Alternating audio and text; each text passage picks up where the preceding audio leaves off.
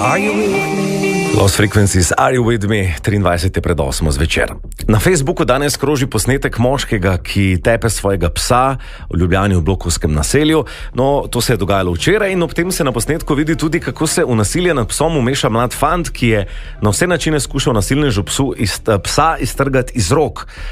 Zdaj, kaj točno se je zgodilo, je najbolje, da vprašam kar Aleksandra, torej tistega, ki je skušal pomagati psu. Aleksandr, kako so se torej zadeve odvijale včeraj?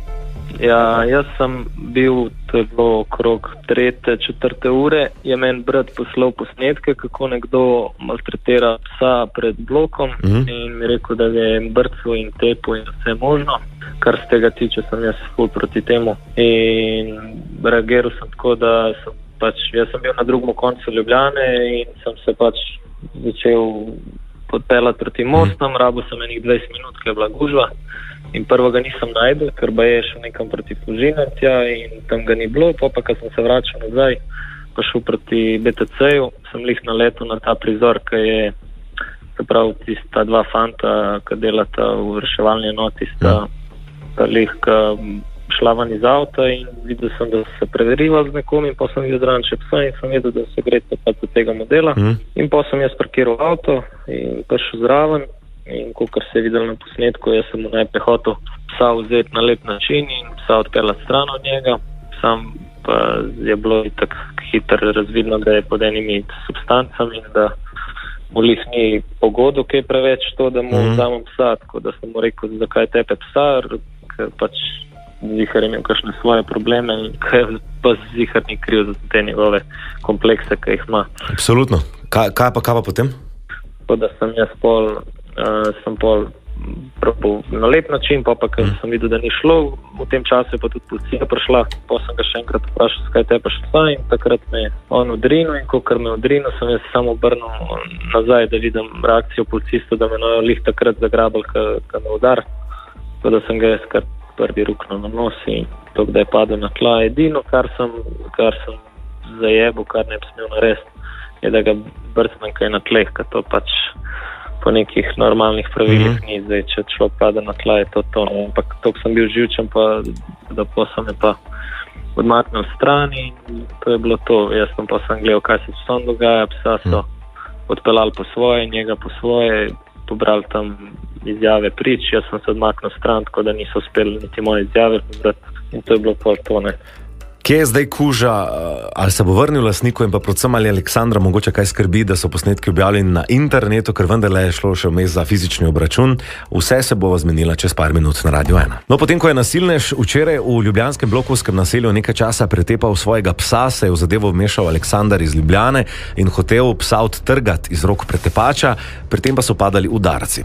Aleksandar, zdaj na posnetku se vidi, da udariš nasilneža in jasno je seveda, da nasilja ne odobravamo v kakršnikoli obliki. In zdaj, a tebe ne skrbijo recimo gospodje v modrem, mislim, če upoštevamo, da je video javno objavljen na Facebooku? Ja, čist možno, ker pri nas je tako vse možno, jaz sem navajen, da tak na temu svetu ni pravice, tako da mene nič ne preseneča, ni pa zdaj tukaj, da bi se jaz hotel, ki je zdaj pravdati, pa da jaz nisem nič kriv dejansko, če pogledaš to situacijo, so oba enako kriva, razlika med mano pa njem je samo namen. On je to delal zato, da sprošča svoje komplekse in to na živali, ki nima glasu, ki se ne zna braniti in to še na mladiču. Jaz sem pa to naredil, da mu probam vsaj malo ponazoriti, kakšne občutke doživlja žival in mogoče, ka bo to streznal, ker vem, da človek včasih ne zaleže lepa beseda in to je izključno naredil s to, kar sem jaz mislil, da je to prav. Zdaj pa vsak ima drugačen pogled na te stvari. Pa je zdaj kaj znanega o tem, kaj se bo s psom zgodilo? To se že ve. V tej zavetišču Gmajnice so obljubili.